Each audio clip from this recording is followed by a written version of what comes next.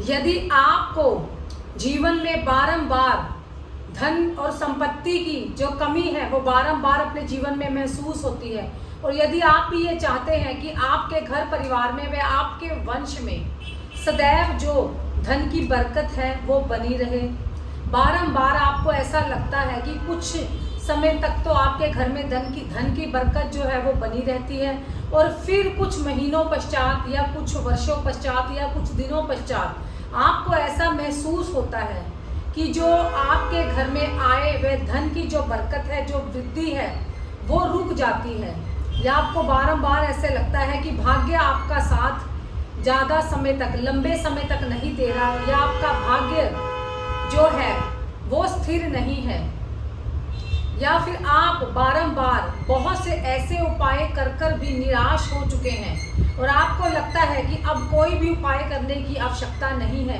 जिससे कि आपके घर परिवार में जो आपकी धन की बरकत व सुख संपत्ति की जो बरकत है वो सदैव स्थिर और स्थायी रूप से बनी रहे। तो मैं आपके लिए आज एक वेद पुराण शास्त्रों से निर्मित आपके लिए कुछ ऐसे उपाय लाई हूँ जिसे आप अपने जीवन में अपना लीजिए और अपने भाग्य, अपनी बरकत को, धन की बरकत को सदैव स्थिर स्थायी कर लीजिए। जय माता दी। मैं हूँ चारिणी।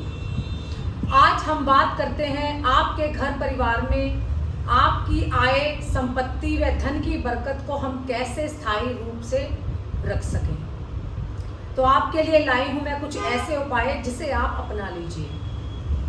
नंबर 1, यदि आप चाहते हैं कि आपके घर परिवार में बारंबार उपाय ना करने पड़े, कि आप कुछ ऐसी चीज़ें अपने जीवन में, ऐसे नियम अपना लें जिसे नित्य रोजाना की अपने लाइफ में, अपने जीवन में करते रहें, जिससे कि आपका भाग्य स्थिर रहे और आपको हर प्रकार का जो सुख है, जो खुशी है, जो आपके परिवार में, आपके जीवन में बनी रहे।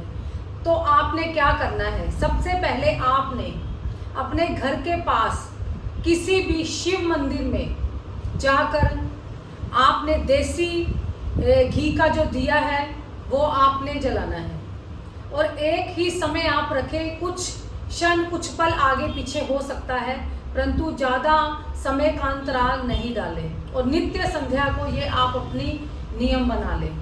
नंबर 2, आप सुबह के समय पर शिव मंदिर में जाकर पूजन करें, जल अभिषेक करें, साथ में बिल्व पत्र चढ़ाएं और साथ में साबुत चावल चढ़ाएं। और इसके अलावा आप अपने घर के मंदिर में विष्णु, लक्ष्मी, नारायण जी को विराजमान रखें, और नित्य अपने घर के मंदिर की जो पालना है, जो आप वहाँ पर देसी घी का दिया वो जो प्रज्वलित करें, सुबह शाम आरती करें। इसके अलावा आप क्या कर सकते हैं कि संध्या के समय ही पीपल के वृक्ष के नीचे, छाया के नीचे, आपने सरसों के तेल का दिया जो है वो नित्य संध्या के समय, एक समय के अंतराल में आपने वो जलाना है।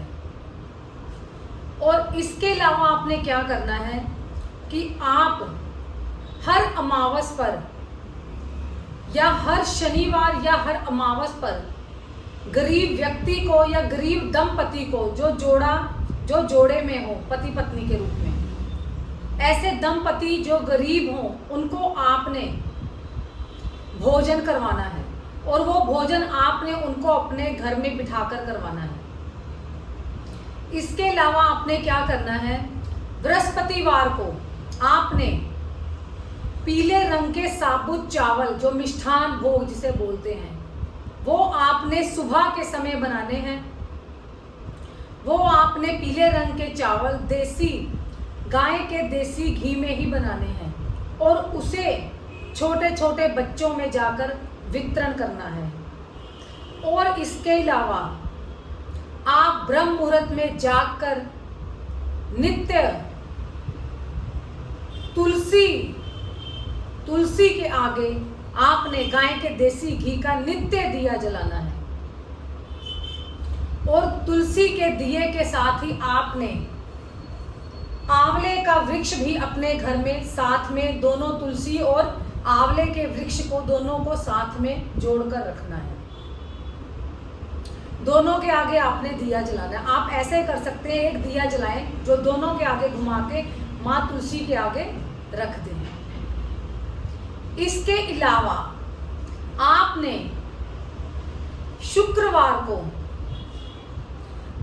शुक्रवार को मखाने की खीर बनानी है और अपने घर में ही जो विष्णु लक्ष्मी नारायण जी की जो आपने विराजमान रखे होंगे वहाँ महालक्ष्मी जी को ये भोग लगाना है और अपने परिवार में बैठकर ये प्रसाद आपने ग्रहण कर लेना है। और इसके अलावा आपने क्या करना है, आपने सोमवार के दिन सोमवार को शिवलिंग के ऊपर आपने हल्दी की 5 गांठें और साबुत चावल उन्हें बराबर मात्रा में चढ़ाकर आना है।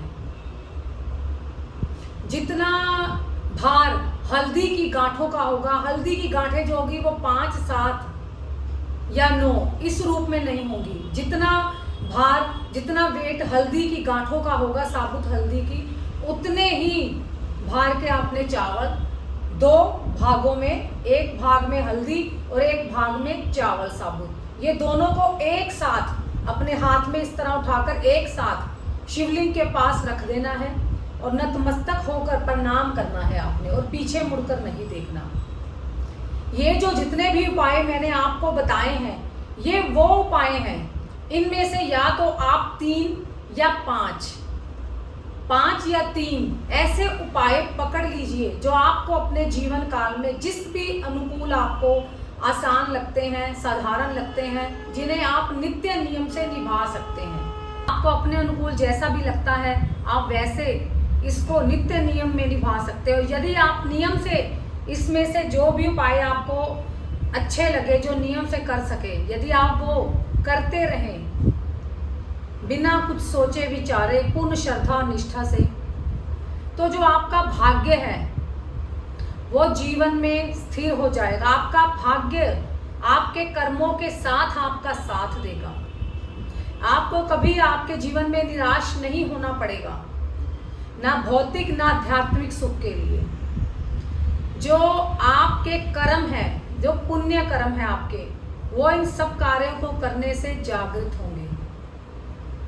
तो इनमें से कोई भी नियम अपना लीजिए और उसे जितनी शीघ्र हो आरंभ कर लीजिए। अभी तो सावन मास भी चल रहा है, चातुर्मास भी चल रहा है, पुरुषोत्तम मास भी आ रहा है अभी कुछ दिनों में, तो इसे आरंभ कर लीजिए। जय माता दी।